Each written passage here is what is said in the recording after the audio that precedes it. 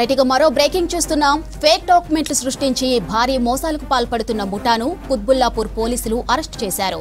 విచ్చలవిడిగా ప్రామిసరీ నోట్లతో పాటు ల్యాండ్కు సంబంధించిన ఫేక్ డాక్యుమెంట్లు సృష్టిస్తున్నట్లు పోలీసులు తెలిపారు. ఈ వ్యవహారంలో కుత్బుల్లాపూర్ బీఆర్ఎస్ పార్టీకి చెందిన ఓ మహిళా నేత ప్రధాన నిందితురాలుగా పోలీసులు తేల్చారు. ఈ కేసులో 6గురిని అరెస్ట్ చేశారు పోలీసులు. నిందితుల నుంచి ఆధార్ కార్డులు, భారీగా ఫేక్ డాక్యుమెంట్లు స్వాధీనం చేసుకున్నారు పోలీసులు.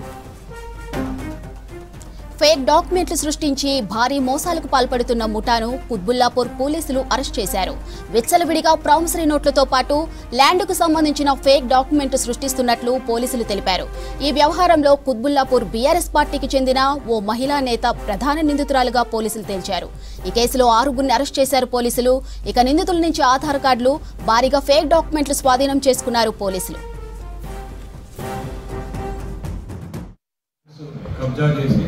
వాటిని నకిలీ పత్రాలు తయారు చేసి వాటి ఓనర్కి తెలియకుండా విక్రయించిన కేసు.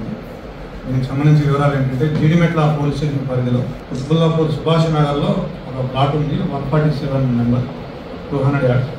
సో అది ఖాళీగా ఉందని చెప్పేసి అక్కడ లోకల్గా ఉండే ముఠా పద్మజారెడ్డి అలియాస్ కుత్బుల్లాపూర్ పద్మ ఈ భూమిని సొంతం చేసుకోవాలని ఒక ముఠాని సంప్రదించి ఆ ముఠా నాయకుడు కరుణాకర్ ఇతనికి 3.5 లక్షలు ఇచ్చి ఫేక్ డాక్యుమెంట్స్ తయారు చేయించి ఆ ఫేక్ డాక్యుమెంట్స్ తోటి ఆ ల్యాండ్ని SRO సంస్కారంతో రిజిస్ట్రేషన్ కూడా చేయించుకున్నారు. తర్వాత ఈ ల్యాండ్ ఓనర్ వచ్చి ఇది నా ల్యాండ్ అంటే అతన్ని భయపెట్టి ఎదిరించి వెళ్ళగొట్టడం జరిగింది. మా పేరుతో రిజిస్ట్రేషన్.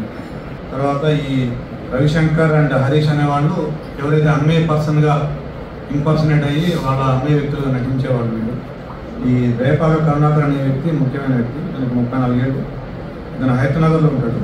ఇతను ఒక 10 ఏళ్ల క్రితం రోడ్డు మీద రాబరీలు చేసేవాడు. ఇతని మీద సస్పెక్ట్ షీట్ కూడా ఉంది హైదరాబాద్ పోలీసులో.